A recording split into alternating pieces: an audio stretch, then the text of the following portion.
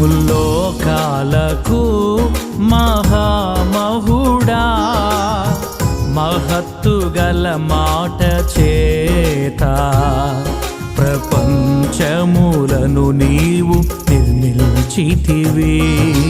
నీతిని ప్రేమించి దుర్నీతిని ద్వేషించే సత్య సంబంధమైన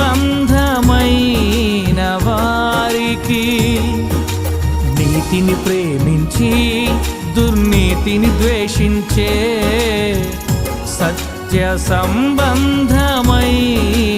వారికి ఏక ఛత్రాధిపతి అయిన యేసయ్యా నీతో విడదీయలేరెవరు ఈ బంధము, సరితూసలేరెవరు